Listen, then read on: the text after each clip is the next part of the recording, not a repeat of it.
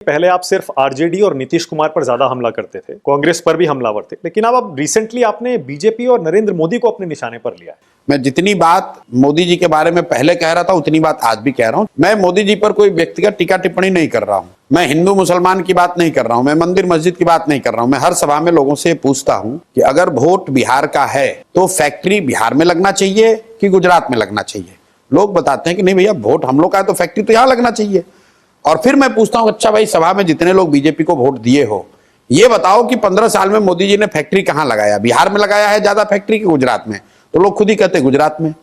तो मैं ये कह रहा हूं भाई, ये तो नहीं होना चाहिए कि आप वोट बिहार में लीजिएगा और फैक्ट्री गुजरात में लगाइएगा। मोदी जी आए मधुबनी में, मधुबनी के अपने भाषण में मोदी जी ने कहा कि सहरसा से एक नई वंदे भारत ट्रेन चलेगी जिससे श्रमिक परिवार के बच्चे सुविधाजनक तरीके से महाराष्ट्र और गुजरात जा पाएंगे वहां मजदूरी करने। अब पहला व्यक्ति प्रशांत किशोर है जिसने इसका विरोध किया है। हम कह रहे हैं कि हमें ऐसी ट्रेन नहीं चाहिए जिस ट्रेन पर बिहार के बच्चे मजदूर बनकर, जानवरों की तरह बैठकर महाराष्ट्र और गुजरात में नौकरी मजदूरी करने जाएं। हमें ऐसी ट्रेन नहीं चाहिए। ये इतना बड़ा बिहार के प्रति पूर्वाग्रह दिखाता है कि आप कह रहे हैं कि वंदे भारत ट्रेन चलेगी ताकि तुम्हारे बच्चे, बिहार के बच्चे बैठकर गुजरात में जाए मजदूरी करने के लिए। क्या मोदी जी ने कभी भी अपने भाषणों में किसी दूसरे राज्य में कि भाई गुजरात से एक नई वंदे भारत ट्रेन चलेगी जिससे गुजरात के श्रमिक परिवार महाराष्ट्र, तमिलनाडु जाएंगे मजदूरी करने? इसकी आप गंभीरता को समझिए। बिहार भारत में रहने वाले बड़े वर्ग के नजर में मजदूर का सप्लायर है, मजदूरों की फैक्ट्री है। और ये बात इतना लोगों के दिमाग में घर कर गई है कि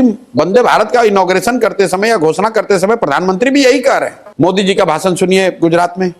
मोदी जी गुजरात में गए, उन्होंने कहा जब गुजरात 2035 में 75 साल का हो तो मैं चाहता हूं कि गुजरात की अभी से प्लानिंग हो कि वहां शिक्षा कैसे होगी, वहां इंडस्ट्री कितना होगा, वहां इनकम कितना होगा, गुजरात में कल्चर की स्थिति क्या होगी।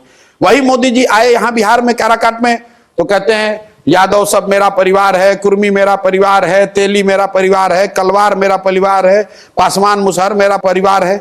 अरे भाई, आप प्रधानमंत्री हैं, गुजरात में जाकर आप कह रहे हो कि 2035 में गुजरात कैसा दिखना चाहिए, और बिहार में आकर आप यादव, कुशवाहा, कोयरी, ब्राह्मण, भूमिहार की बात कर रहे हो। गुजरात जा रहे हो तो आप इन्वेस्टमेंट समिट की बात कर रहे हो, फैक्ट्रियों की बात कर रहे हो, गिफ्ट सिटी की बात कर रहे हो, धोलेरा सिटी बता रहे हो।